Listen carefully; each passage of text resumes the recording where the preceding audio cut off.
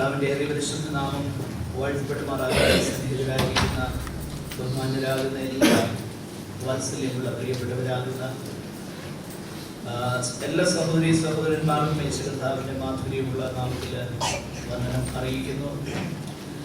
കഴിഞ്ഞ പകൽ സമയത്തെ ബന്ധപ്പാടുകൾക്കും തിരക്കുകൾക്കൊക്കെ ശേഷം ദൈവസന്നിധാനത്തിൽ വേറിട്ട് വന്ന് കർത്താവിൻ്റെ മാറ്റമില്ലാത്ത വചനം ശ്രമിക്കാനായി നിങ്ങൾ കാണിക്കുന്ന താല്പര്യത്തെ ഓർത്ത് ദൈവനാമത്തോട് കാണിക്കുന്ന ദൈവവചനത്തോട് കാണിക്കുന്ന ആ സ്നേഹത്തെ ഓർത്ത് ഞാൻ ദൈവത്തെ സ്തുതിക്കുന്നു.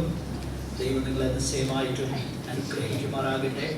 കർത്താവിനോടുള്ളതാകുന്ന ഭക്തിയെ വർദ്ധിപ്പിക്കുന്ന തിരുവഴുത്തുകളെ നാം ആരായും തോറും കർത്താവിനോടുള്ള സ്നേഹം നമ്മിൽ കൂടുവാൻ, കർത്താവിന് വേണ്ടി നാം ആയിരിക്കുന്നു, കർത്താവിന് വേണ്ടി നമ്മെ തിരഞ്ഞെടുത്തിരിക്കുന്നു, നാം അവനിൽ നിന്നും അവനാലും അവനു വേണ്ടിയും ആണെന്നുള്ള ബോധ്യത്തോടെ ജീവിപ്പാൻ തിരുവചന കേൾവി നമുക്ക് സഹായകമാകട്ടെ എന്ന് ഞാൻ പ്രാർത്ഥിക്കുന്നു. ഈ രാത്രിയിലും ദൈവത്തിൻ്റെ പരിശുദ്ധാത്മാവ് തന്നെ, നമ്മുടെ വാഴ്ത്തപ്പെട്ടവനാകുന്ന കർത്താവ് തന്നെ അവിടുത്തെ ആത്മാവിനാൽ അവിടുത്തെ വചനത്തിൽ കൂടെ നമുക്ക് തൻ്റെ ഹിതം നമ്മെക്കുറിച്ചുള്ളത് വെളിവാക്കി തരുവാൻ ദൈവം നമ്മിൽ പ്രസാദിക്കട്ടെ. നിശ്ചയമായിട്ടും ദൈവം നമ്മെ സഹായിക്കും. കർത്താവ് നമ്മെ അനുഗ്രഹിക്കുമാറാകട്ടെ. കർത്താവെ അരുളി ചെയ്യണമേ, അടിയൻ കേൾക്കാം എന്നുള്ള മനോഭാവത്തോടെ നമുക്ക് ദൈവസന്നിധാനത്തിൽ കൂടെ കടത്തുന്ന എല്ലാവർക്കും ഒരു പ്രാവശ്യം കൂടെ വന്ദനം, നന്ദി. കർത്താവ് എല്ലാവരെയും അനുഗ്രഹിക്കുമാറാകട്ടെ. വിശുദ്ധ അപ്പോസ്തലൻ തെസ്സലോനിക്കർക്ക് എഴുതിയതായിരുന്ന ഒന്നാമത്തെ ലേഖനമാണ് നമ്മൾ കഴിഞ്ഞ ആഴ്ചകളിൽ ഈ ദിവസങ്ങളിൽ പഠിച്ചുകൊണ്ടിരിക്കുന്നത്. കഴിഞ്ഞ രണ്ടാഴ്ചകളിൽ നമ്മൾ പ്രധാനപ്പെട്ട രണ്ട് വിഷയങ്ങളാണ് ചിന്തിച്ചുകൊണ്ടിരുന്നത്. ഒന്ന്, the problem of bereavement, and secondly the problem of judgment.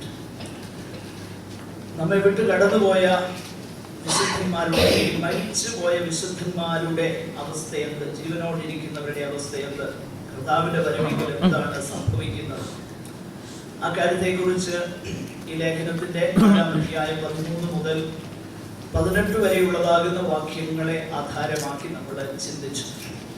കഴിഞ്ഞ ആഴ്ചയിൽ നമ്മൾ ചിന്തിപ്പാനായി ആരംഭിച്ചത് 5-ാമത്തെ അധ്യായം അതിന്റെ 1-ാം വാക്യം മുതലാണ്. അതിന്റെ 5-ാം അധ്യായം 1 മുതൽ 11 വരെയുള്ളതാകുന്ന വാക്യങ്ങൾ Apostle Paul, or if I may rightly say, the Spirit of the Lord is revealing to us about the day of the Lord, the day of the Lord. കർത്താവിന്റെ നാളിനെ കുറിച്ച് വളരെ വ്യക്തമായിട്ടും വളരെ പ്രബോധന രീതിയിലും നമ്മുടെ ക്യൂരിയോസിറ്റിക്ക് ഒരു ശമനം എന്ന നിലയിലല്ല, ചില നാളുകളെ കുറിച്ചും ചില സമയങ്ങളെ കുറിച്ചും നമ്മൾ അറിയുവാനുള്ളതാകുന്ന നമ്മുടെ ജിജ്ഞാസയ്ക്ക് പരിഹാരമായിട്ടല്ല, നേരെ മറിച്ച് ആ നാളിനു വേണ്ടി നമ്മൾ ഒരുങ്ങേണ്ടത് എങ്ങനെയാണ്. The problem of judgment, the day of the Lord. കർത്താവിന്റെ വലുതും ഭയങ്കരവുമാകുന്ന ആ ദിവസത്തിന് വേണ്ടി നമ്മൾ എങ്ങനെ ഒരുങ്ങണം. നമ്മൾ കഴിഞ്ഞ ആഴ്ചയിൽ ചിന്തിക്കുകയുണ്ടായി, കർത്താവിന്റെ വലുതും ഭയങ്കരവുമാകുന്ന നാൾ എന്ന വാക്കിനാൽ പൗലോസ് ശ്ലീഹ നിശ്ചയമായിട്ടും തെസ്സലോനിക്കയിലുള്ള വിശുദ്ധന്മാരെ പഴയ നിയമ തിരുവഴുത്തുകളെ ആധാരമാക്കി ആ വിഷയം നിശ്ചയമായിട്ടും അവരോട് പറഞ്ഞിട്ടുണ്ട്. കാരണം ഇവിടെ നമ്മൾ വായിക്കുന്നു, കർത്താവിന്റെ നാൾ വരുന്നു എന്ന് നിങ്ങൾ തന്നെ നന്നായി അറിയുന്നുവല്ലോ. യു നോ എന്ന് പറഞ്ഞാൽ താൻ അവരോടൊപ്പം ആയിരുന്നപ്പോൾ കർത്താവിന്റെ നാൾ എന്നുള്ളതാകുന്ന ലോകാവസാനം, നിന്റെ വരവിനുള്ള ലക്ഷണങ്ങൾ എന്നൊക്കെ നമ്മുടെ വാഴ്ത്തപ്പെട്ടവനാകുന്ന കർത്താവിനോട് തൻ്റെ ശിഷ്യന്മാര് ചോദിച്ചതിന് മറുപടിയായി അവിടുന്ന് തിരുവായി മൊഴിഞ്ഞതുപോലെ തന്നെ ഈ അപ്പോസ്തലനും അതീവ പ്രാധാന്യമുള്ളതാകുന്ന കർത്താവിന്റെ വലുതും ഭയങ്കരവുമാകുന്ന നാളിനെ കുറിച്ച്, the day of the Lord, പഴയ നിയമ തിരുവഴുത്തുകളിൽ വിശേഷിച്ച് പ്രവചന പുസ്തകങ്ങളിൽ യെശയ്യാവ് തുടങ്ങി, യെശയ്യാവ്, ഏമോസ്, ജോയൽ തുടങ്ങിയതാകുന്ന പ്രവചന ഗ്രന്ഥങ്ങളിൽ യഹോവയുടെ വലുതും ഭയങ്കരവുമാകുന്ന നാളിനെ കുറിച്ച് പറഞ്ഞിരിക്കുന്ന വിഷയങ്ങളെ കുറിച്ച് നിശ്ചയമായിട്ടും ഇവരോട് പറഞ്ഞിട്ടുണ്ട്. ആ നാള് എന്നുള്ളത് ഞാൻ കഴിഞ്ഞ ആഴ്ച പറയുകയുണ്ടായി.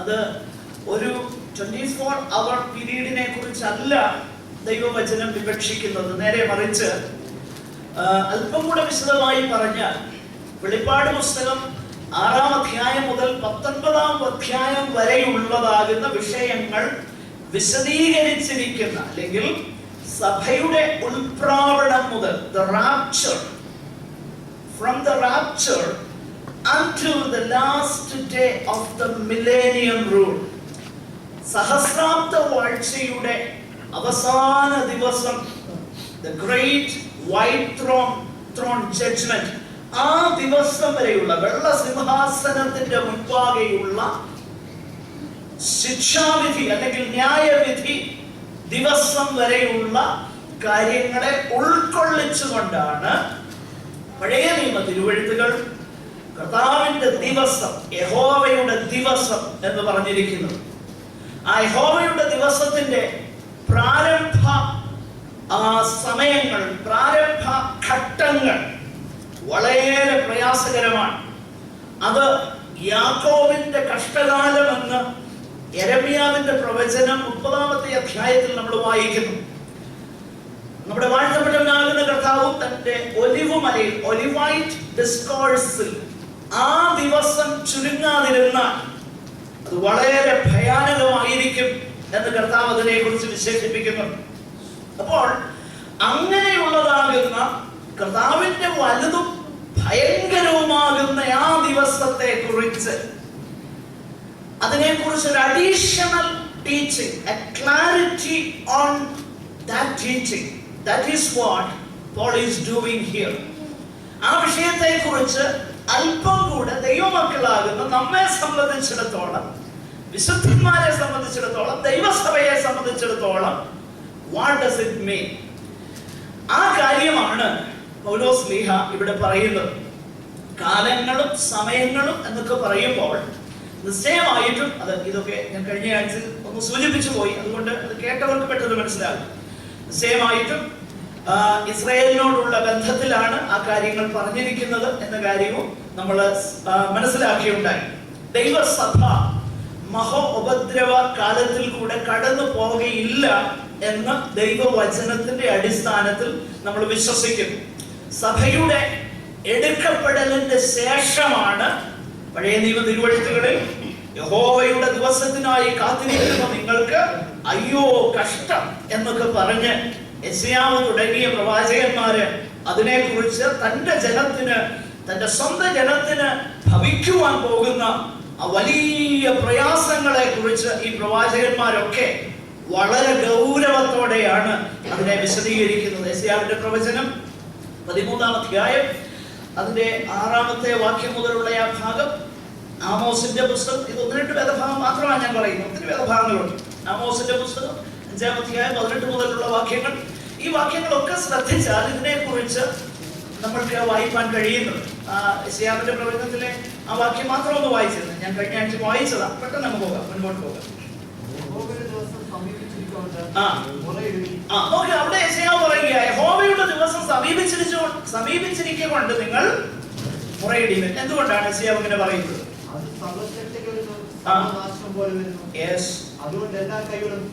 നോക്കുക, സർവശക്തങ്കിൽ നിന്ന് സർവനാശം പോലെ വരുന്നു. ഏമോസ് എന്താണ് അതിനെ കുറിച്ച് പറയുന്നത്? 5-ാം അധ്യായം, യഹോവയുടെ ദിവസത്തിനായി വാഞ്ചിക്കുന്ന നിങ്ങൾക്ക് അയ്യോ കഷ്ടം. നിങ്ങൾക്ക് അയ്യോ കഷ്ടം. യഹൂദന്മാരോട്, തന്റെ ജനമാകുന്ന ഇസ്രായേലിനോട് പറയുക അയ്യോ കഷ്ടം. എന്തുകൊണ്ടാണ് അയ്യോ കഷ്ടം എന്ന് പറയുന്നത്? യഹോവയുടെ ദിവസം കൊണ്ട് നിങ്ങൾക്ക് എന്ത് ഗുണം? അത് വെളിച്ചമല്ല, ഇരുട്ടത്രയും. നോക്കുക, യഹോവയുടെ ദിവസം കൊണ്ട് നിങ്ങൾക്ക് എന്ത് ഗുണം? അത് വെളിച്ചമല്ല, ഇരുളല്ലേ, ഇരുട്ടത്ര. എന്തുകൊണ്ടാണ് അങ്ങനെ പറയുന്നത്? അത് ഒരുത്തൻ സിംഹത്തിന്റെ മുമ്പിൽ നിന്ന് ഓടിപ്പോയിട്ട് പോയി വായിച്ചാൽ മതി എന്ന് പറഞ്ഞാൽ അതിനെ ഉപമിച്ചിരിക്കുന്നത് വലിയ കഷ്ടതയും പീഡനവുമായിട്ട് ബന്ധപ്പെടുത്തി. യെരമ്യാവിന്റെ പുസ്തകം 30:7 അതിനെക്കുറിച്ച് പറയുന്നത് the day of Jacob's trouble, യാക്കോബിന്റെ കഷ്ടകാലം എന്നാണ് അതിനെ വിശേഷിപ്പിച്ചിരിക്കുന്നത്. എടുത്ത് ഒന്ന് വായിക്കാമോ?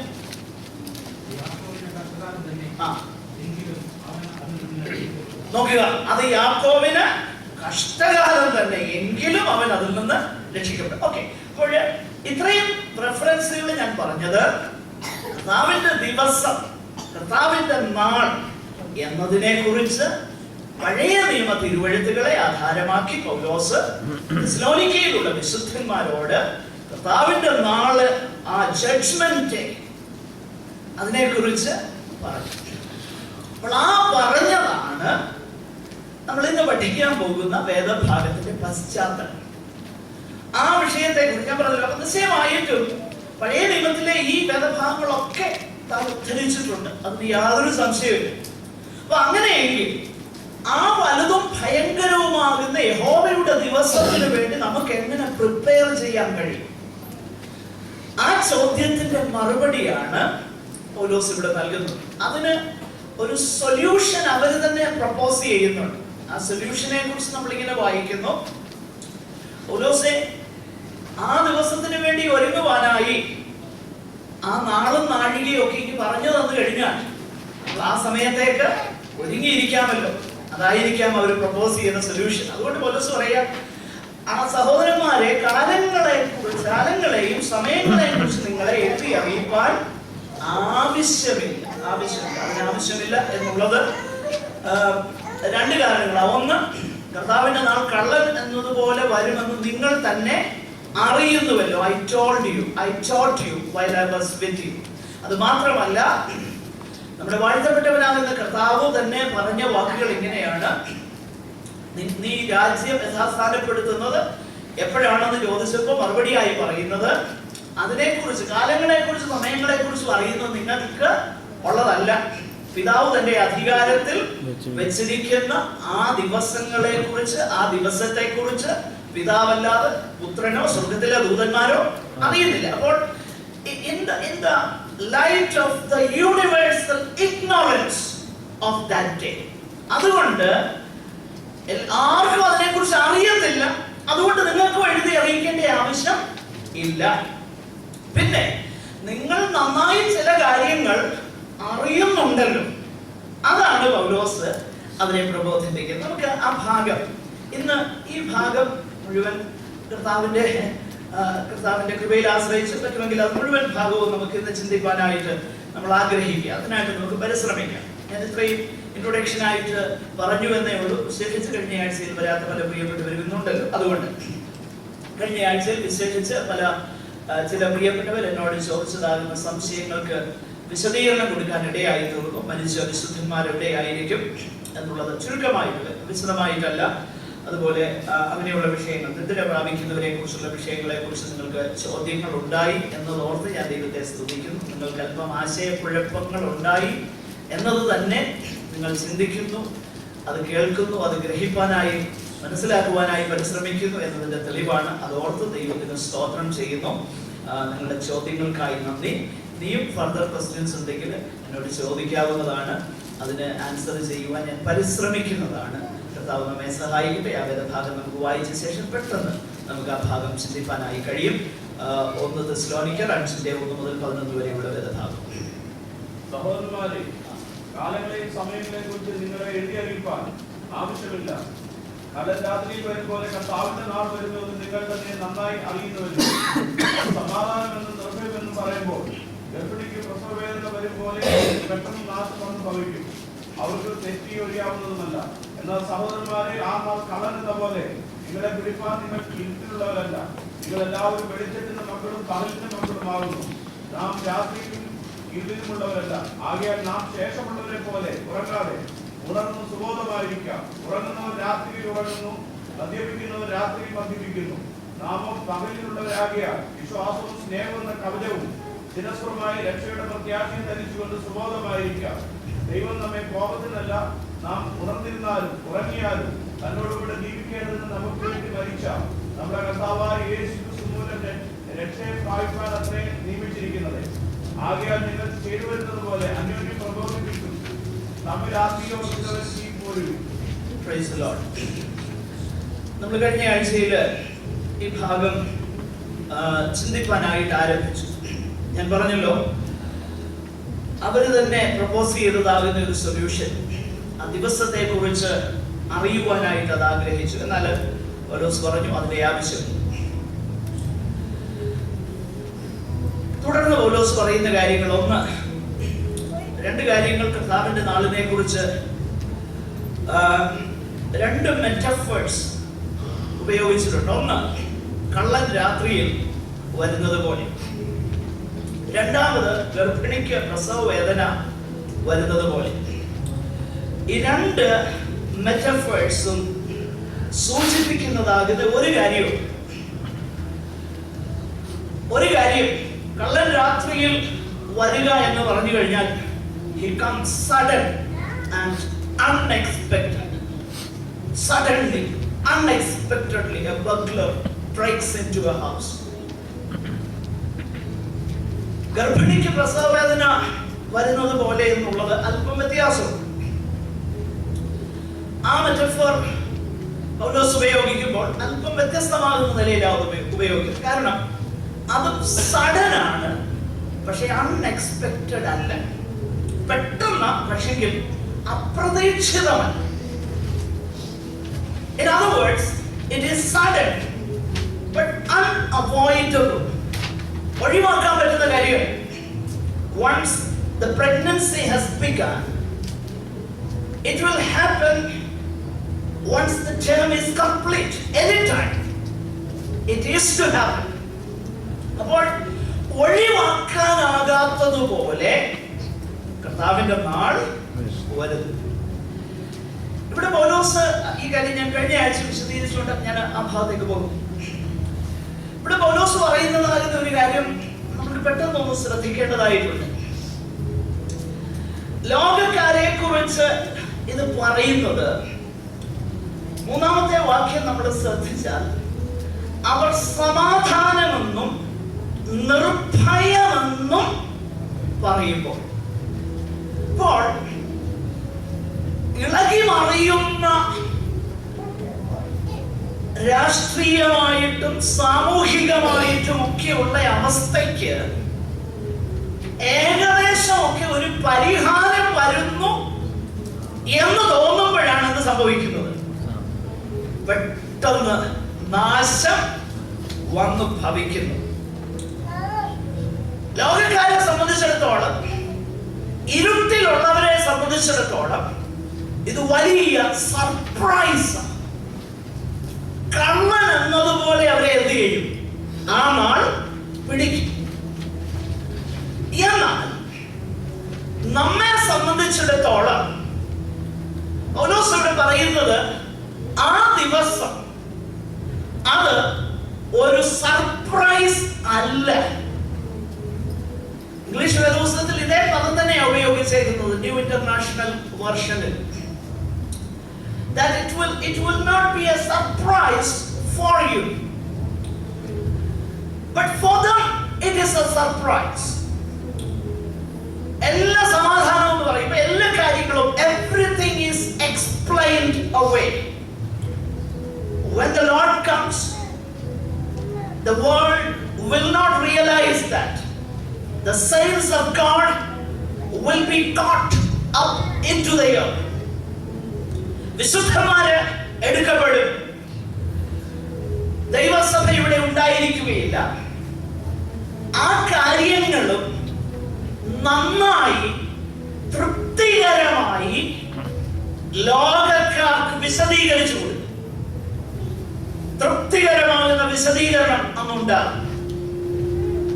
എല്ലാം സമാധാനമെന്ന് തോന്നുന്ന ഒരനുഭവം ഉണ്ടാകും. ഒരുപക്ഷെ അനേക വർഷങ്ങളായിട്ട്, 60 വർഷങ്ങളായിട്ട് പരിഹാരം കണ്ടെത്താത്ത മിഡിൽ ഈസ്റ്റ് ക്രൈസിസിനും പെട്ടെന്ന് ഒരു പരിഹാരം വന്നിരിക്കും. So everything is perfectly all right.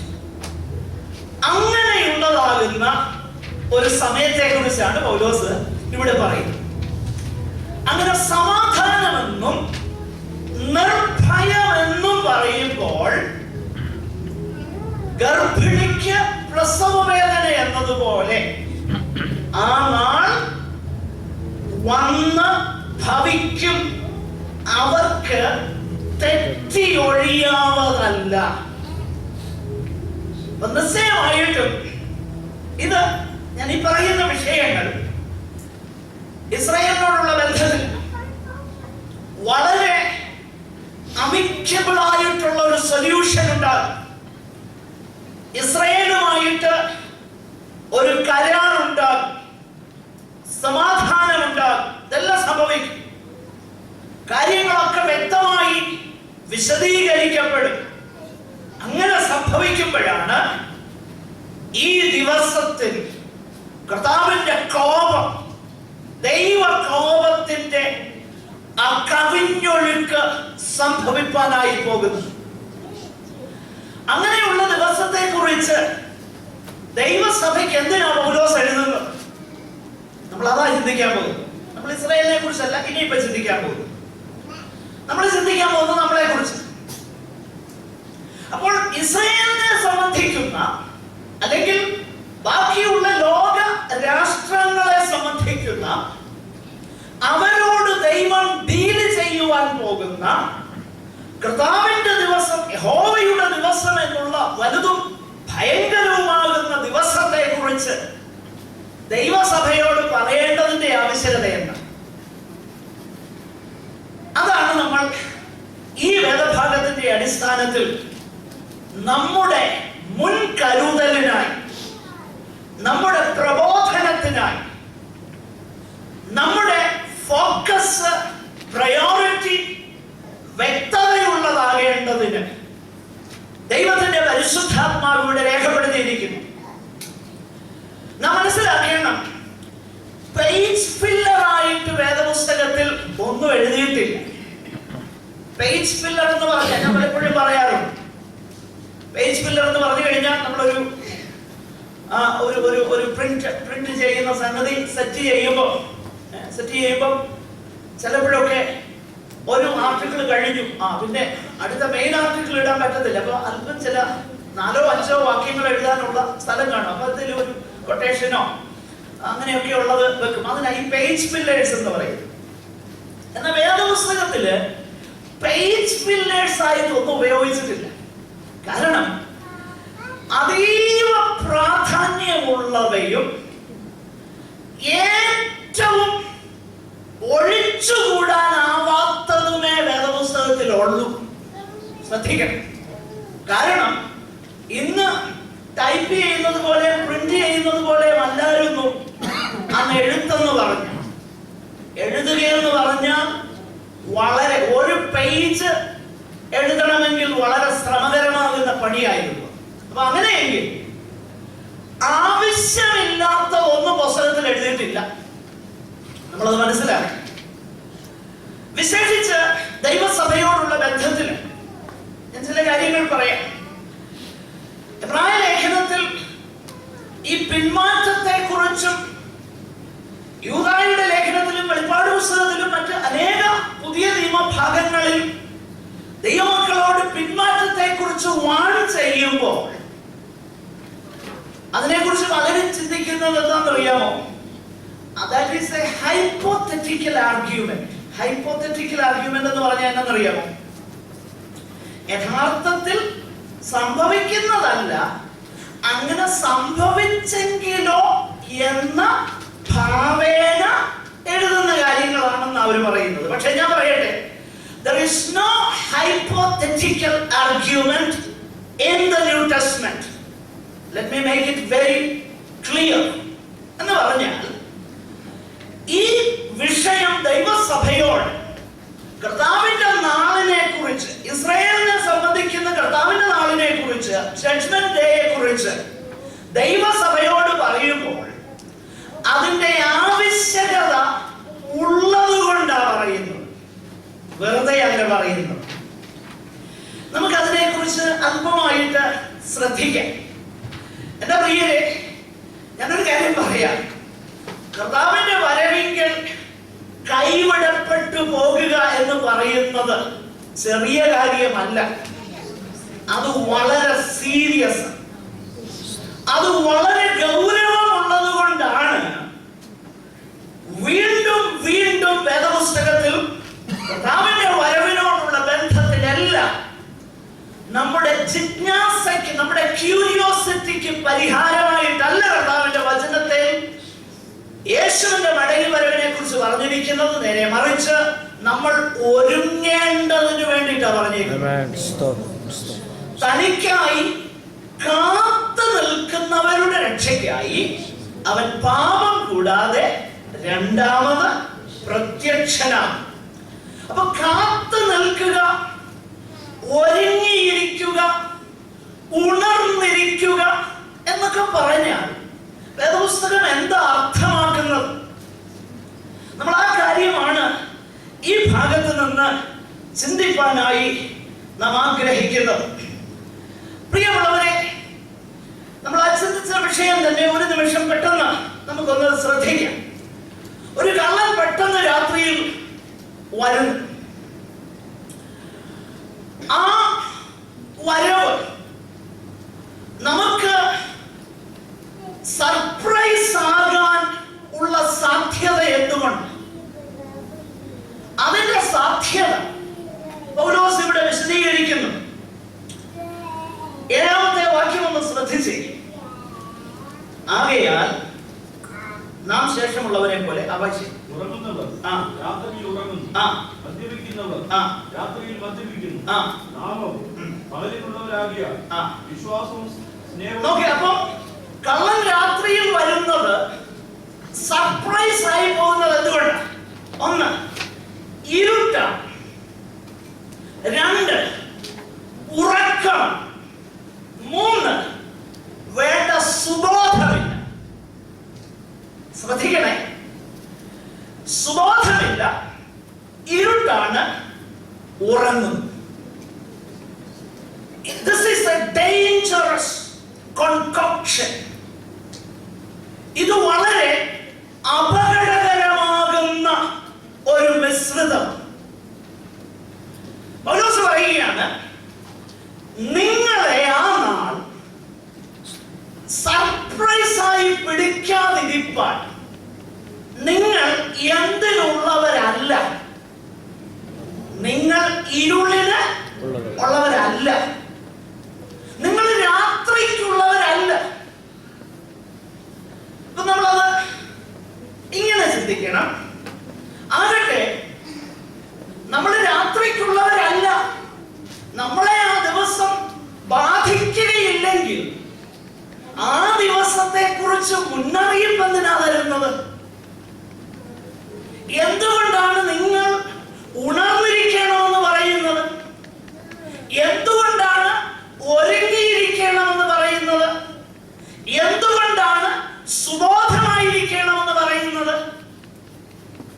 അങ്ങനെ പറയണമെങ്കിൽ അതിന്റെ അർത്ഥം ഈ പറഞ്ഞ കാര്യങ്ങൾ ഇല്ലാതെ ജീവിക്കാൻ ദൈവജനത്തിന് കഴിയും എന്നതുകൊണ്ടാണ്.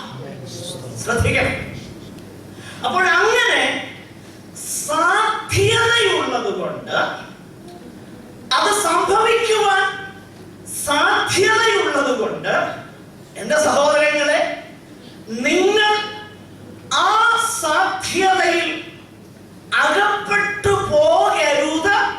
അതിനുവേണ്ടിയാണ് ദൈവത്തിന്റെ പരിശുദ്ധാത്മാവ് മുന്നറിയിപ്പ് തരുന്നത്. നമ്മ കാര്യം അല്പം വിശദമായിട്ട് ചിന്തിക്കേണ്ടതായിട്ടുണ്ട്. അപ്പോൾ പൗലോസ് ഈ ദിവസത്തിന് വേണ്ടി നമ്മൾ ഒരുങ്ങേണ്ടതിന് പറയുന്ന സൊല്യൂഷൻ, അവരുടെ സൊല്യൂഷൻ പറഞ്ഞു, നിങ്ങൾ ആ ദിവസം താങ്കൾ ആ ദിവസം പറഞ്ഞു ഞങ്ങൾ ഒരുങ്ങിയിരിക്കുക. പൗലോസ് പറഞ്ഞു, നോ, അത് പറ്റുകയില്ല. എന്നാൽ രണ്ടാമത്തെ സൊല്യൂഷൻ പൗലോസ് പറയുകയാണ്. The right solution is staying alert. ഉണർന്നിരിക്കുക. അപ്പൊ കള്ളൻ നമ്മളെ സർപ്രൈസ് ചെയ്യാതിരിക്കണമെങ്കിൽ നമ്മൾ എന്ത് ചെയ്യണം? ഉണർന്നിരിക്കണം. നമ്മൾ ഇരുളിന്റെ അധീനതയിലുള്ളവരല്ലെന്ന് മനസ്സിലാക്കിയിട്ട് നമ്മൾ വെളിച്ചത്തിന്റെ മക്കളാണെന്നുള്ളത് തിരിച്ചറിയുമ്പോൾ നമ്മുടെ പെരുമാറ്റം, നമ്മുടെ ഇടപാട്, നമ്മൾ വെളിച്ച സത്യം നമ്മുടെ ജീവിതത്തിലൂടെ വെളിപ്പെടുത്തുമ്പോഴാണ് നമ്മൾ ഉണർന്നിരിക്കുന്നവരാകുന്നത്. പറയുന്നത് മനസ്സിലാകുന്നുണ്ട്? നമ്മുടെ വെളിച്ചത്തിലുള്ളവരാ, സംശയമില്ല. കാരണം പൗലോസ് അവിടെ എങ്ങനെയാ പറയുന്നത്? ആ നാൾ 4 മുതലുള്ള വാക്യങ്ങൾ ശ്രദ്ധിച്ചാൽ, ആ നാൾ കള്ളൻ എന്നതുപോലെ നിങ്ങളെ പിടിപ്പാൻ നിങ്ങൾ ഇരുളിലുള്ളവരല്ല. കൊലോസ്യ ലേഖനം 1-ാം അധ്യായം 12-ാം വാക്യം വായിച്ചു നോക്കിയാൽ ഇതേ കാര്യം തന്നെ പൗലോസ് പറയുന്നുണ്ട്. കൊലോസ്യ ലേഖനം 1-ാം അധ്യായം അതിന്റെ 12-ാം വാക്യത്തിൽ നമ്മൾ ഇങ്ങനെ വായിക്കുന്നു: വിശുദ്ധന്മാർക്ക് വെളിച്ചത്തിലുള്ള അവകാശത്തിനായി നമ്മളെ എന്ത് ചെയ്തു? പ്രാപ്തരാക്കി. അപ്പൊ നമ്മൾ നേരത്തെ ഇരുളായിരുന്നു, നമ്മളെ എങ്ങോട്ട് കൊണ്ടുവന്നു? വെളിച്ചത്തിലുള്ള അവകാശത്തിന് വേണ്ടി നമ്മളെ എന്ത് ചെയ്തു? പ്രാപ്തരാക്കി. 1 പത്രോസ് 2:9 നമ്മൾ വായിക്കുന്നത്, അന്ധകാരത്തിൽ നിന്നും തന്റെ അത്ഭുത പ്രകാശത്തിലേക്ക് നമ്മെ വിളിച്ചവന്റെ സദ്ഗുണങ്ങളെ. നോക്കുക, അപ്പൊ നമ്മൾ അന്ധകാരത്തിലായിരുന്നു, നമ്മളെ അത്ഭുത പ്രകാശത്തിലേക്ക് ദൈവം എന്ത് ചെയ്തു? കൊണ്ടുവന്നു. അപ്പൊ രക്ഷയുടെ അനുഭവം എന്ന് പറഞ്ഞാൽ ഇരുള് മാറി വെളിച്ചത്തിലേക്ക് നമ്മൾ വന്നു. അതിന്റെ കാരണം എന്താണെന്നറിയാമോ? വെളിച്ചത്തിന്റെ ഉറവിടമായവൻ നമ്മിൽ പ്രകാശിപ്പാൻ ദൈവത്തിന് കരുണ തോന്നിയതാ കാരണം. ഏത് മനുഷ്യനെയും പ്രകാശിപ്പിക്കുന്ന ആ സത്യ വെളിച്ചം നമ്മുടെ ഹൃദയത്തിൽ പ്രകാശിച്ചതാ കാരണം. അതുകൊണ്ടാണ് സുവിശേഷകന്മാർ അതിനെ കുറിച്ചൊക്കെ വിശദീകരിക്കുമ്പോൾ നമ്മുടെ വാഴ്ത്തപ്പെട്ടവനാകുന്ന കർത്താവിനെ കുറിച്ച് പറയുന്നത് എങ്ങനെയാ? ഇരുട്ടിലും അന്ധതമസിലും നടന്നിരുന്ന ജനം എന്തോ കണ്ടു? വലിയൊരു പ്രകാശം കണ്ടു. നോക്കിയാ, അപ്പൊ നമ്മുടെ കർത്താവ് പ്രകാശവുമായിട്ട് യേശു പറഞ്ഞു, ഞാൻ ലോകത്തിന്റെ വെളിച്ചമാകുന്നു, എന്നെ അനുഗമിക്കുന്നവൻ ഇരുളിൽ നടക്കാതെ ജീവന്റെ വെളിച്ചമുള്ളവൻ ആകും. അപ്പോൾ നമ്മൾ ഒരിക്കൽ ഇരുളായിരുന്നു. എഫേസ്യർ 5-ാം അധ്യായം 8 മുതൽ വായിച്ചു നോക്കിക്കഴിഞ്ഞാൽ ഇത് തന്നെ പൗലോസ് പറയുന്നുണ്ട്. നിങ്ങൾ നേരത്തെ ഇരുളായിരുന്നു, എന്നാൽ ഇപ്പോഴോ നിങ്ങൾ എന്താകുന്നു? കർത്താവിൽ വെളിച്ചമാകുന്നു. നേരത്തെ നിങ്ങൾ ഇരുട്ടിന്റെ അധികാരത്തിലായിരുന്നു, അന്ധകാരത്തിന്റെ അധിപതി പറയുന്നത് കേട്ടോണ്ടാണ് നിങ്ങൾ ജീവിച്ചിരുന്നത്. എന്നാൽ അവന്റെ അധികാരത്തിൽ നിന്നും ഇരുളിന്റെ അധികാരത്തിൽ നിന്നും നമ്മെ വിലയ്ക്ക് വാങ്ങി സ്നേഹസ്വരൂപനാകുന്ന പുത്രന്റെ രാജ്യത്തിൽ വിശുദ്ധന്മാർക്ക് വെളിച്ചത്തിലുള്ള ആ അവകാശത്തിനു വേണ്ടി നമ്മെ വീണ്ടും ജനിപ്പിച്ചിരിക്കുന്നു.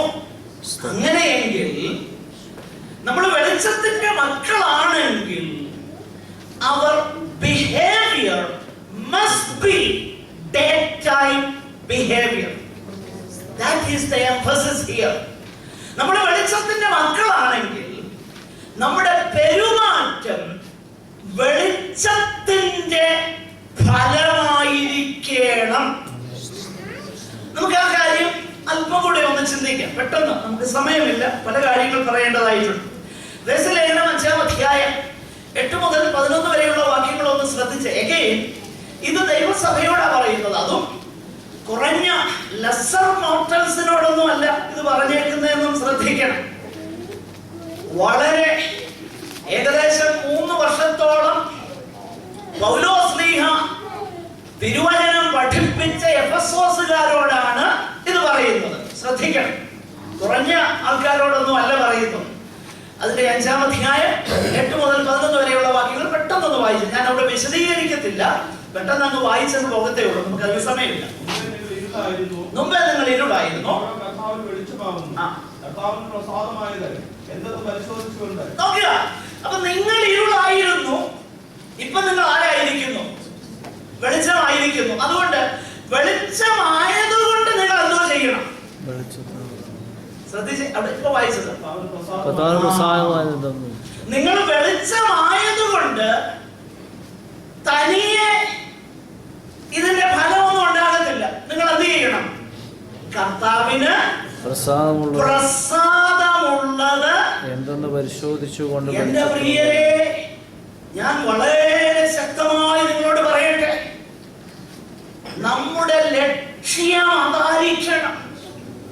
വേറെ ഒന്നും ആകരുത് നമ്മുടെ ഫോക്കസ്. നമ്മുടെ പ്രാർത്ഥന, നമ്മുടെ ഉപവാസത്തിന്റെ എല്ലാം ഫോക്കസ് അതായിരിക്കും. ഞാൻ പറയുന്നത് വേറെ ഒന്നിനു വേണ്ടി പ്രാർത്ഥിക്കണ്ടെന്ന്. വേറെ സകല സ്വാതന്ത്ര്യത്തോടെ അപ്പച്ചന്റെ കയ്യിലങ്ങ് ഏൽപ്പിച്ചാൽ മതി. പിന്നെ അതിനെ കുറിച്ച് പറയുകയും വേണ്ട. ദൈവമല്ലേ നമ്മളെ നടത്തുന്നത്. എന്നാൽ നമ്മുടെ ഫോക്കസ് എന്തായിരിക്കും? നമ്മുടെ ഫോക്കസ് കർത്താവിന് പ്രസാദമുള്ളതെന്തെന്ന് നമ്മൾ ആരായണം. എന്റെ പ്രിയരെ, ഉപവാസം എടുക്കുമ്പം വാഗ്ദത്തം പ്രാപിക്കാനും അതിനൊന്നും വേണ്ടിയിട്ടൊന്നും ആരും ഉപവാസം എടുക്കാനൊന്നും പുസ്തകത്തിലില്ല. പിന്നെയോ ഉപവാസം എടുക്കുന്നത് തന്നെ മണവാളൻ ഇപ്പം കൂടെ ഇല്ലല്ലോ, മണവാളം വിട്ടുപിരിഞ്ഞേക്കുന്നു. മണവാളം വരുന്നത് വരെ മണവാള, എനിക്ക് എന്റെ വിശപ്പ് ഈ ലോകത്തിലെ സകലതിനേക്കാളും നിന്നോടാണ് എനിക്ക് ആഗ്രഹമെന്ന് തെളിയിക്കുവാനാണ് ദൈവജനം, പുതിയ നിയമ വിശ്വാസികൾ ഉപവസിക്കേണ്ടത്. കേട്ടോ, അതാ കർത്താവ് പഠിപ്പിച്ചത്. അങ്ങനെയാണ് മത്തായിയുടെ സുവിശേഷം 9-ാം അധ്യായത്തിൽ നമ്മൾ വായിക്കും. അപ്പം ഇത്തിരി സംശയങ്ങളൊക്കെ ഹൃദയത്തിൽ കയറി വരും. അങ്ങനെ എനിക്ക് ഉപദേശിക്കും, പ്രാർത്ഥനയാലും അല്ലാതെ ഉപവാസത്താലും അല്ലാതെ ഈ ജാതി മാറുന്നില്ലെന്നൊക്കെ പറഞ്ഞിട്ടു.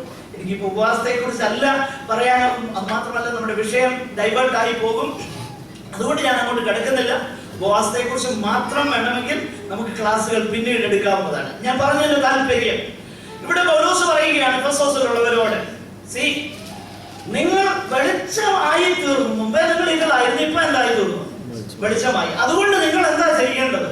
കർത്താവിന് പ്രസാദമുള്ളതെന്ന് പരിശോധിക്കുക. എന്നിട്ട് അടുത്ത വാക്യം, വെളിച്ചത്തിലുള്ളവരായി നടന്നുകൊള്ളുവിൻ. എന്തുകൊണ്ട് അവരോട് പറയുന്നത്? ഇരുളിൽ നടക്കാനുള്ള സാധ്യത ഉള്ളതുകൊണ്ട്. അല്ലെ പിന്നെ പറയേണ്ട കാര്യമുണ്ട്. ഞാൻ നിങ്ങൾ പറഞ്ഞല്ലോ, ഹൈപ്പോത്തസിസ് ആയിട്ടൊന്നും പുസ്തകത്തിലില്ല, പേജ് ഫില്ലേഴ്സ് ആയിട്ടും ഇല്ല, അത്യാവശ്യമുള്ളതേ ഉള്ളൂ. അപ്പൊ അങ്ങനെയെങ്കിൽ വെളിച്ചത്തിൽ നിന്ന് മാറി ഇരുളിൽ നടക്കാൻ നമുക്ക് കഴിയും. We are capable of walking in darkness. അതുകൊണ്ടാണ് ദൈവത്തിന്റെ പരിശുദ്ധാത്മാവ് അവിടെ വളരെ ഖണ്ഡിതമായും ശക്തമായിട്ടും ആ കാര്യം പറയുന്നു.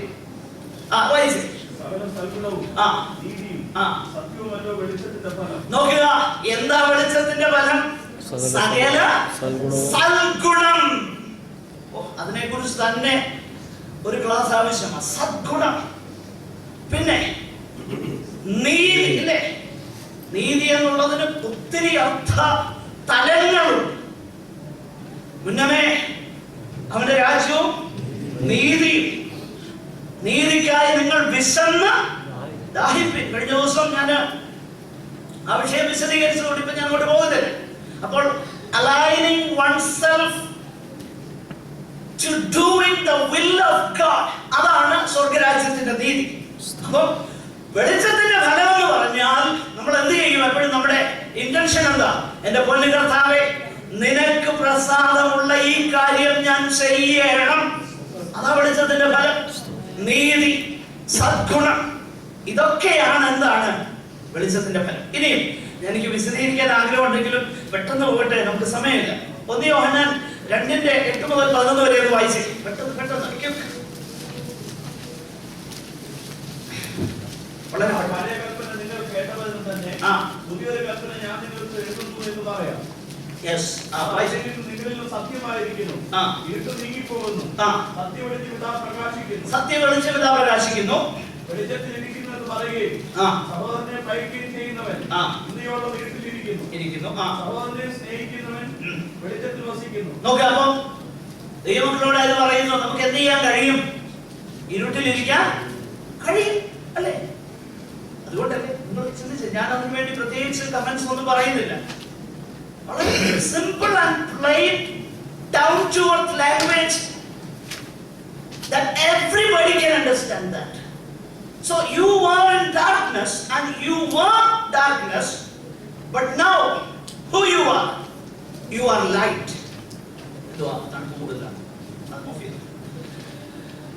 പ്രിയമുള്ളവരെ, നമ്മൾ മനസ്സിലാക്കണം, നിങ്ങൾ മുമ്പേ ഇരുളായിരുന്നു, ഇപ്പൊ നിങ്ങൾ ആരായിരിക്കുന്നു?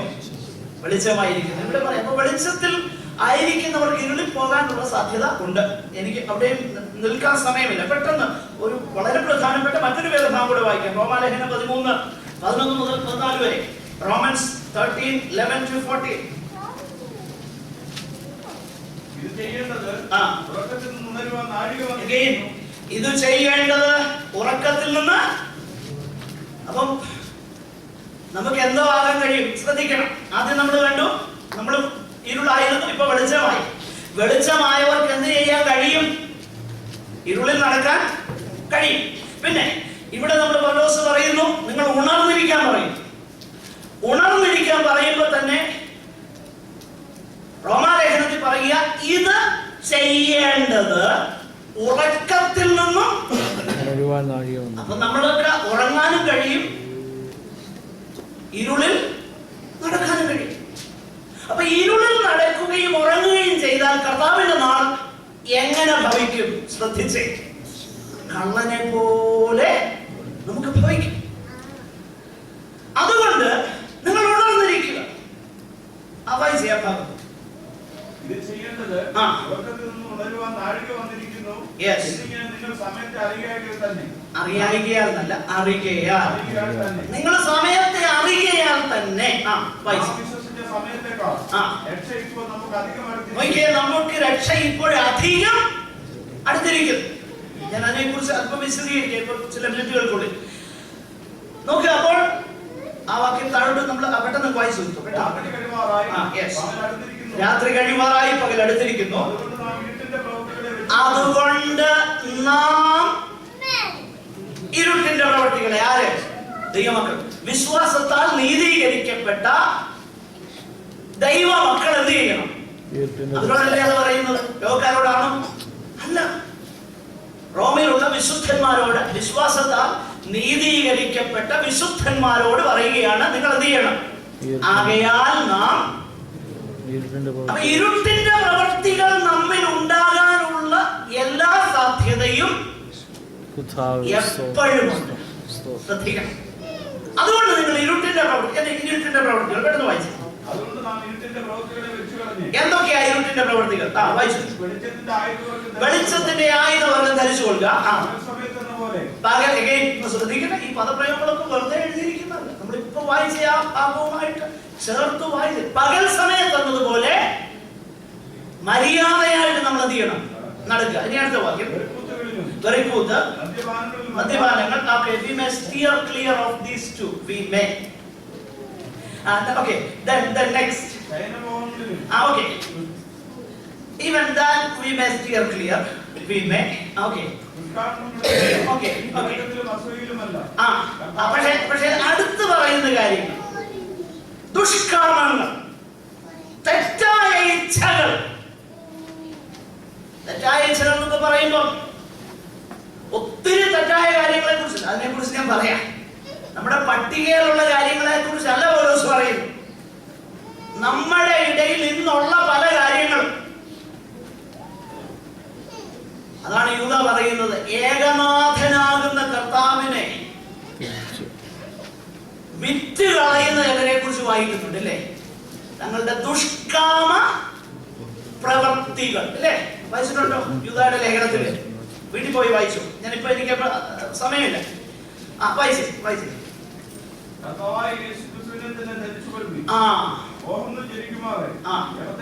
ചിന്തിക്കരുത്. വായിച്ചു. സംശയ വിചാരങ്ങളിൽ അതിന് കൂടുതലുള്ളതാകുന്ന ഒരു പദപ്രയോഗം.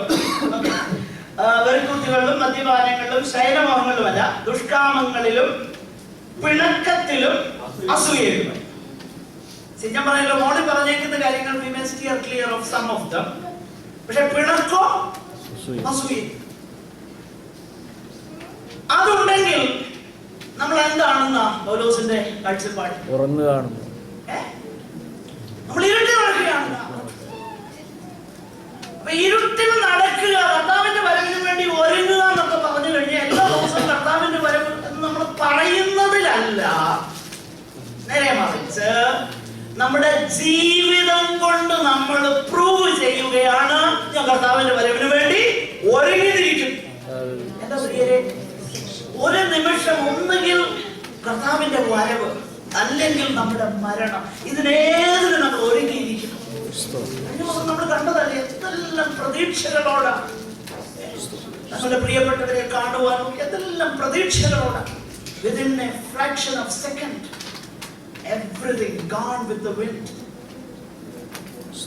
അപ്പോ നമ്മൾ മനസ്സിലാക്കേണ്ടത് നമുക്ക് നാളത്തേക്ക് മാറ്റിവെക്കാൻ സമയമില്ല. നാം ഇന്ന് ഒരുക്കമുള്ളവർ. അപ്പൊ സ്റ്റേയിങ് അലേർട്ട്, ഉണർന്നിരിക്കുക എന്ന് പറഞ്ഞ അർത്ഥം എന്താ? ഇതാ അർത്ഥം. മനസ്സിലായോ? നമ്മൾ വെളിച്ചത്തിന്റെ മക്കളായതുകൊണ്ട് വെളിച്ചത്തിന്റെ മക്കളാണെന്ന് നമ്മുടെ ജീവിതത്തിൽ തെളിയിക്കുന്നതാണ് ഉണർന്നിരിക്കുക എന്ന വാക്കിനാൽ നമ്മൾ മനസ്സിലാക്കേണ്ടത്. ഇനി ഉണർന്നിരുന്നാൽ മാത്രം പോരാ, ഉണരുക മാത്രമല്ല, നാം എന്ത് ചെയ്യണം? അടുത്ത വാക്യം ഒന്ന് പെട്ടെന്ന് ശ്രദ്ധിക്കണം. അതിന്റെ 8-ാം വാക്യം, 1 തെസ്സലോനിക്കർ 5-ാം അധ്യായം 8-ാം വാക്യം ഒന്ന് വായിച്ചേ. നാമോ പകലിനുള്ളവരാകിയാൽ വിശ്വാസവും സ്നേഹവും എന്ന കവചവും ശിരസ്ത്രമായി രക്ഷയുടെ പ്രത്യാശയും ധരിച്ചുകൊണ്ട് സുബോധമായിരിക്കുക. നോക്കുക, അടുത്തായിട്ട് പൗലോസ് പറയുന്നത് നിങ്ങളുടെ ഉറക്കച്ചവടൊക്കെ ഒന്ന് മാറട്ടെ. ഉറക്കച്ചവട് മാറിയിട്ട് ആ പൈജാമ ഇട്ടോണ്ടിരിക്കാനല്ല പറയുന്നത്, ഡ്രസ്സപ്പ് അല്ലേ? അതല്ലേ അവിടെ പറയുന്നത്. ദൈവം നമുക്ക് വെച്ചിരിക്കുന്ന ആ വസ്ത്രം എടുത്ത് നമ്മൾ എന്ത് ചെയ്യണം? ധരിക്കണം. അതാണ് പൗലോസ് അവിടെ പറയുന്നത്. ഇനി അവിടെ പറയുന്ന ആ വസ്ത്രത്തെ കുറിച്ച് എന്നാ പറയുന്നത്? ശ്രദ്ധിക്കണം, വളരെ ശ്രദ്ധിക്കണം. 8-ാമത്തെ വാക്യത്തില് വിശ്വാസം, സ്നേഹം, പ്രത്യാശ, ഈ 3 കാര്യങ്ങൾ. ഇതിനെ കുറിച്ച് നമ്മൾ 1-3 വിശദമായിട്ട് ചിന്തിച്ചതാണ്. സ്നേഹപ്രയത്നം, വിശ്വാസത്തിന്റെ വേല, പ്രത്യാശയുടെ സ്ഥിരത. എഗെയിൻ പൗലോസ് ഇവിടെ പറയുക, വിശ്വാസം, പ്രത്യാശ, സ്നേഹം, ഈ 3 കാര്യങ്ങളാണ് നമ്മുടെ വസ്ത്രം. പൗലോസ് പറയുകയാണ് വിശ്വാസവും സ്നേഹവും കവചമായിരിക്കണം. കവചം എന്ന് പറയുന്നത് കൊണ്ട് ആ റോമൻ സോൾജിയറിന്റെ വസ്ത്രധാരണമാ ഉദ്ദേശിക്കുന്നത്. കവചം എന്ന് പറഞ്ഞാൽ from the neck to the waist, vital ഓർഗൻസിനെ എല്ലാം പ്രൊട്ടക്ട് ചെയ്യുന്നതാണ് എന്ത്? കവചം. മനസ്സിലാകുന്നോ? അപ്പൊ നമ്മൾ ഉണർന്നു, ഉറക്കം വിട്ടു, മുഖമൊക്കെ വാഷ് ചെയ്തു, ഡ്രസ്സപ്പ് ചെയ്തു. ഡ്രസ്സപ്പ് ചെയ്യുമ്പോൾ നമ്മുടെ ഡ്രസ് എന്താ? വിശ്വാസവും സ്നേഹവും എന്ന കവചം, രക്ഷയുടെ പ്രത്യാശ എന്ന ശിരസ്ത്രം, ഹെൽമെറ്റ്. ഇതാണ് നമ്മുടെ ഡ്രസ്. ഈ ഡ്രസ് ധരിച്ചുകൊണ്ടിരിക്കുന്നവൻ ആരാ?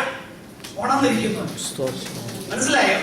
അപ്പൊ കർത്താവിന്റെ വരവിന് വേണ്ടി ഉണർന്നിരിക്കുക, ഒരുങ്ങുക എന്നൊക്കെ പറഞ്ഞാൽ ഇതാ ദൈവവചനം നമ്മളെ പഠിപ്പിക്കുന്നത്. ഞാൻ പറഞ്ഞല്ലോ, നമ്മുടെ വൈറ്റൽ ഓർഗൻസിനെ പ്രൊട്ടക്ട് ചെയ്യുന്നതായി കവചം, നമ്മുടെ ഹൃദയം. പൗലോസ് ലേഖനത്തിൽ പറയുന്ന ഒരു കാര്യമുണ്ട്. പൗലോസ് ലേഖനം 3-1-2 വാക്യങ്ങൾ പെട്ടെന്ന് വായിച്ചു, പെട്ടെന്ന് അവസാനിപ്പിക്കാം.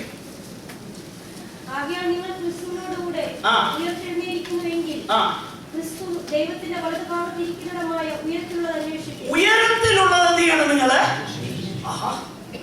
എന്നിട്ട് താഴെ പറയുന്നു ഭൂമിയിലുള്ളതല്ല, ഉയരത്തിലുള്ളത് തന്നെ നിങ്ങൾ എന്ത് ചെയ്യണം? ചിന്തിപ്പിൻ, അന്വേഷിപ്പിൻ. അപ്പൊ വിശ്വാസം, പ്രത്യാശയും എന്ന കവചം ധരിച്ചിരിക്കുന്നവന്റെ ചിന്ത എന്താ? എന്റെ എപ്പം വരണേ? വിശ്വാസവും പ്രത്യാശയും ധരിച്ചിരിക്കുന്നവന്റെ ചിന്ത ഉയരത്തിലുള്ളതാണ്. എന്നാൽ മറ്റു ചിലരുടെ ചിന്ത വിശ്വാസമൊക്കെയാ പറയുന്നത്, പക്ഷെ ചിന്ത എന്താണെന്ന് അറിയാമോ? ഭൂമിയിലുള്ളതാ. ഒരു വാക്യം പെട്ടെന്നൊന്ന് വായിച്ചില്ലെങ്കിൽ I am not doing justice to my text. ഫിലിപ്പിയ ലേഖനം അതിന്റെ 3-ാം അധ്യായം 19-ാം വാക്യം ഒന്ന് വായിച്ചേ. അവരുടെ ദൈവം വയറ്, ലജ്ജയായതിൽ മാനം തോന്നുന്നു. പിന്നെ അവര്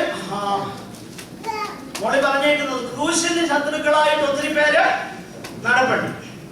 അവർക്ക് എന്നാ പറഞ്ഞാലും ഭൂമിയിലുള്ളതിന്റെ വെളിച്ചത്തിലെ കാര്യങ്ങൾ പറയാൻ പറ്റുള്ളൂ. കഴിഞ്ഞ ദിവസം കേട്ടു, യേശുവിന്റെ നാമത്തിന് ഈ കൂട്ടർക്ക് പറയാനുള്ളത് ഭൂമിയിലുള്ളത്. നിന്റെ ബിസിനസിനോട് യേശുവിന്റെ നാമത്തിൽ കൽപ്പിക്കും. ഞാൻ കൂടുതൽ പറയുന്നില്ല. അവർക്ക് ക്രൂശല്ല വിഷയം, അവർക്ക് സ്വർഗത്തിലുള്ളതല്ല വിഷയം, ഭൂമിയിലുള്ളതിന്റെ വെളിച്ചത്തിൽ അവർ സകലതിനെയും കാണുന്നു. വിശ്വാസം എന്ന കവചവും വിശ്വാസവും സ്നേഹവും എന്ന കവചവും ധരിച്ചവന്റെ ചിന്ത എവിടെ ആയിരിക്കും എന്നറിയാമോ? അവന്റെ ചിന്ത സ്വർഗത്തിലുള്ള. ഭൂമിയിലുള്ളതെല്ലാം നശ്വരമാണെന്ന് അവനറിയാം.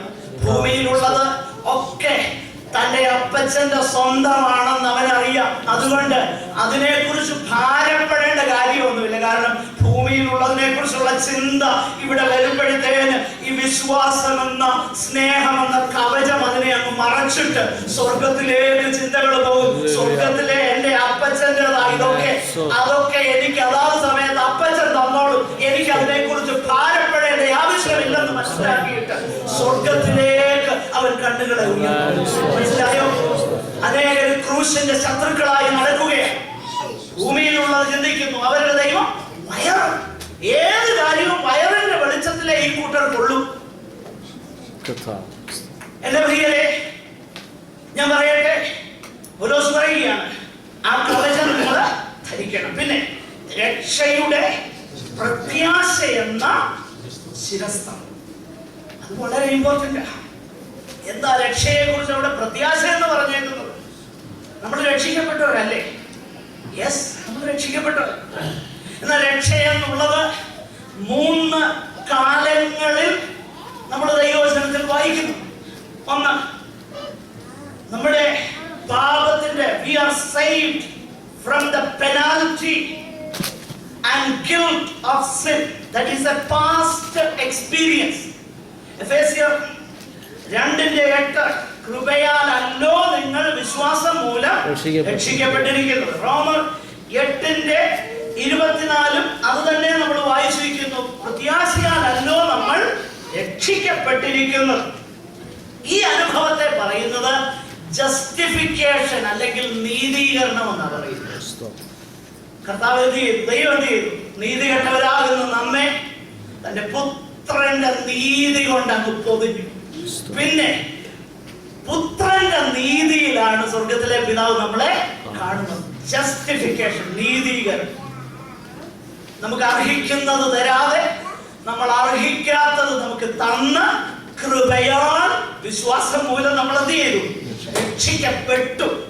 ഇനി രണ്ടാമത്തെ പ്രോസസ് ഉണ്ട്, അത് പ്രസന്റ്. നമ്മൾ രക്ഷിക്കപ്പെടുന്നു എന്ന് പൗലോസ് പറയുന്നു. 1 കൊരിന്ത്യർ 1:18, 2 കൊരിന്ത്യർ 2:15 ഞങ്ങൾ രക്ഷിക്കപ്പെടുന്നവരുടെ ഇടയിലും നശിച്ച് പോകുന്നവരുടെ ഇടയിലും. ശ്രദ്ധിക്കണം, either being saved or being perished. അവരൊന്നുകിൽ നശിക്കുകയും അല്ലെങ്കിൽ എന്ത് ചെയ്യുക? രക്ഷിക്കപ്പെടുക. അപ്പൊ ഇറ്റ് ഈസ് എ പ്രോസസ്. അതിന് പറയുന്ന പേരാണ് സാങ്ക്ടിഫിക്കേഷൻ, ശുദ്ധീകരണം. ഇത് പെട്ടെന്ന് മനസ്സിലാകാൻ ഞാനൊരു ഉദാഹരണം പറയും. ഇന്ന് രാവിലെ ഞാൻ ആ വേദഭാഗം സംഖ്യാപുസ്തകം ഇങ്ങനെ വായിച്ചുകൊണ്ടിരുന്നപ്പോൾ പെട്ടെന്ന് ഈ ചിന്ത എന്റെ ഹൃദയത്തിലേക്ക് വിനയം വന്നു. അതുകൊണ്ട് ഞാൻ പെട്ടെന്ന് പറയാം, പെട്ടെന്ന് ഞാൻ ക്ലോസ് ചെയ്യാം. അതായത് മിസ്രയീമിൽ നിന്ന് തന്റെ ജനത്തെ വീണ്ടെടുക്കാൻ ദൈവത്തിന് 1 ദിവസം മതിയായിരുന്നു. ഒറ്റ ദിവസം കൊണ്ട് എന്ത് ചെയ്തു? വീണ്ടെടുത്തു. ഫറവോന് ഞാൻ ഇനിയും അടിമയല്ല, പരമസിയോനിൽ ഞാൻ അന്യനല്ലെന്നൊക്കെ പാട്ടൊക്കെ പാടി തപ്പൊക്കെ അടിച്ച് സന്തോഷത്തോടെ വന്നു. ഒറ്റ ദിവസം മിസ്രയീമിൽ നിന്ന് അവരെ പുറത്തെടുത്തു 1 രാത്രിയോട്. എന്നാൽ മിസ്രയീം അവരിൽ നിന്ന് എടുക്കാൻ എത്ര ദിവസം വേണ്ടി വന്നെന്നറിയാം? മനസ്സിലാകുന്നുണ്ടോ? അതാണ് being saved, sanctification. നമ്മളെ ലോകത്തിൽ നിന്ന് ദൈവം എന്ത് ചെയ്തു?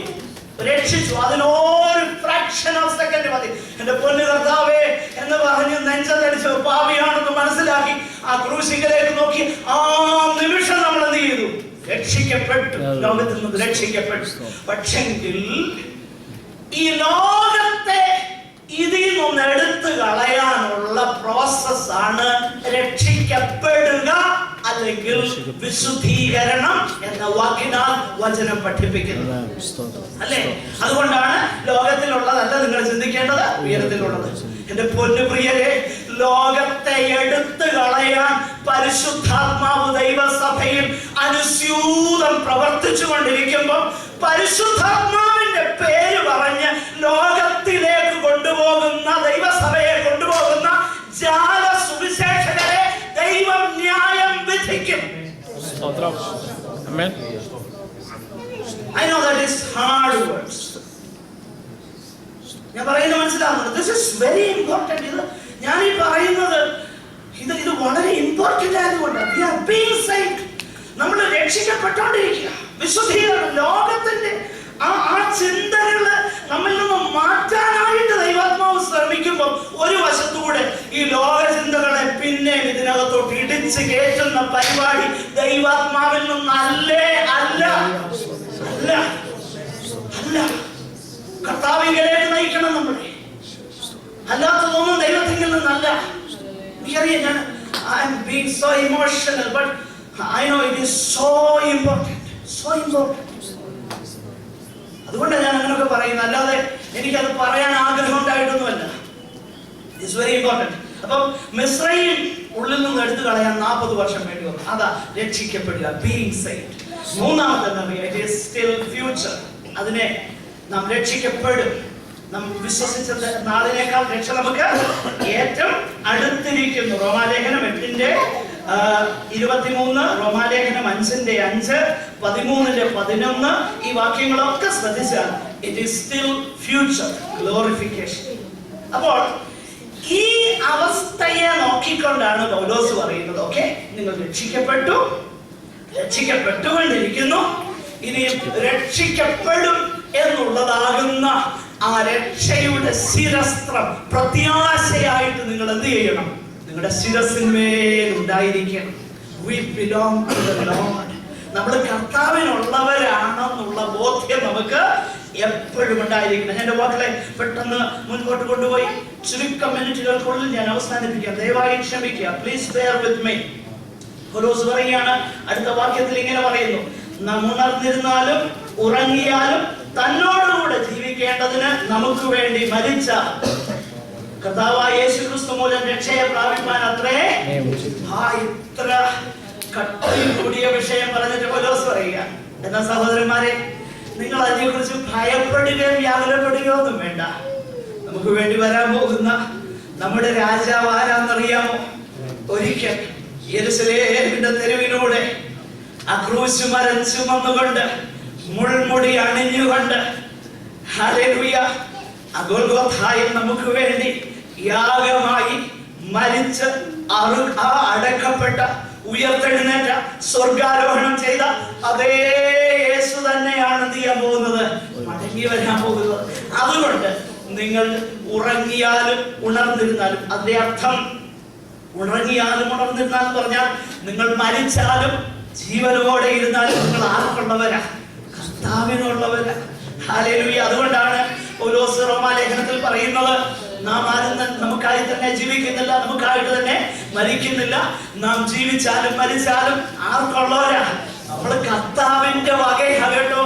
നമ്മൾ കർത്താവിന് വേണ്ടിയിട്ടും കർത്താവ് നമ്മെ തന്റെ സ്വന്തമാക്കാനും വേണ്ടിയിട്ടും കാൽവറിയിൽ മരിച്ചെങ്കിൽ നമ്മൾ കർത്താവിൻ്റെതാണെന്നുള്ള ബോധ്യം എപ്പോഴും ഉണ്ടായിരിക്കണം. അവന്റെ വരവിന് വേണ്ടി നാം ഒരുങ്ങിയിരിക്കണം. അതുകൊണ്ട് ഈ അവസാന വാക്യത്തിൽ ഇങ്ങനെ പറയുന്നു, അതുകൊണ്ട് നിങ്ങൾ എന്ത് ചെയ്യണം? ആകയാൽ നിങ്ങൾ ചെയ്തു വരുന്നത് പോലെ അന്യോന്യം പ്രബോധിപ്പിച്ചും ആത്മീയ വർധന വരുത്തിയും ഒരുവിൻ.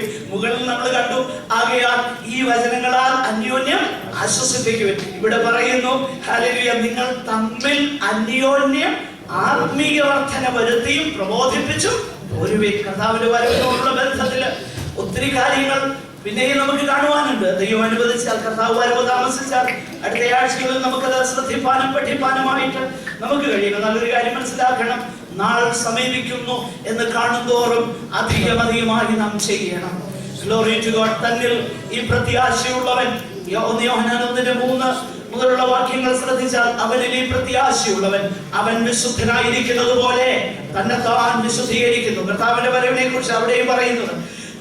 എബ്രായ ലേഖനം 10-ാം അധ്യായത്തിൽ 25 പറയുന്നു, നിങ്ങൾ പലർ ചെയ്യുന്നത് പോലെ, ചിലർ ചെയ്യുന്നത് പോലെ സഭായോഗങ്ങളെ ഉപേക്ഷയായി വിചാരിക്കാതെ നിങ്ങൾ എന്ത് ചെയ്യണം? കൂടി വരണം. എന്നിട്ട് പറയുകയാണ്, നാൾ സമീപിക്കുന്നു എന്ന് കാണുന്തോറും നിങ്ങൾ എന്ത് ചെയ്യണം? അധികമായിട്ട് ചെയ്യണം. ഹല്ലേലൂയ. എന്റെ പ്രിയരെ, കഴിഞ്ഞ നാളുകളിൽ ചെയ്തതിനേക്കാൾ അധികമായിട്ട്, നാം വിശ്വസിച്ചതിനേക്കാളും രക്ഷ നമുക്ക് ഏറ്റവും അടുത്തിരിക്കുന്നു എന്ന് മനസ്സിലാകുന്നത് കൊണ്ട് കർത്താവിന്റെ നാൾ സമീപിച്ചിരിക്കുന്നു. നമ്മൾ കൈവിടപ്പെട്ടു പോയാൽ അത് ഭയാനകമാണ് എന്ന തിരിച്ചറിവ് നമ്മെ ഭരിക്കട്ടെ. എന്നാൽ അതിനെക്കുറിച്ച് ഭയപ്പെട്ട് ജീവിപ്പാനല്ല, സന്തോഷത്തോടെ നമ്മുടെ കർത്താവിന്റെ ഹിതം ചെയ്യാനായിട്ട് നമ്മെ തന്നെ ഏൽപ്പിക്കാം. കാരണം നമ്മുടെ കർത്താവ് ഭയങ്കരനാണെങ്കിലും, ദഹിപ്പിക്കുന്ന അഗ്നിയാണെങ്കിലും, ഹല്ലേലൂയ, രാജാധിരാജാവാണെങ്കിലും നമുക്ക് വേണ്ടി മരിച്ചവനാണ്, നമുക്ക് വേണ്ടി ക്രൂശിക്കപ്പെട്ടവനാണ്, നമുക്ക് വേണ്ടി ഈ ഭൂമിയിൽ നടന്നവനാണ്. അവന് നമ്മോട് ഇന്നും അനുകമ്പയുണ്ട്. അവന്റെ പാദപീഠത്തിൽ കൃപയ്ക്കായി നമുക്ക് കടന്നു വരാം. ദൈവകൃപയ്ക്കായി അപേക്ഷിക്കാം. നിന്റെ കൃപ എനിക്ക് തരണമേ, വെളിച്ചത്തിന്റെ മക്കളായി ജീവിപ്പാൻ ദൈവകൃപ എനിക്ക് തരണമേ എന്ന് നമുക്ക് പ്രാർത്ഥിക്കാം. നമുക്ക് പ്രാർത്ഥിക്കുമ്പോൾ സഹോദരന്മാരാണ് ദയവായി പ്രാർത്ഥിക്കാം. Glory to God. Thank you, Lord. Thank you, Lord. Glory.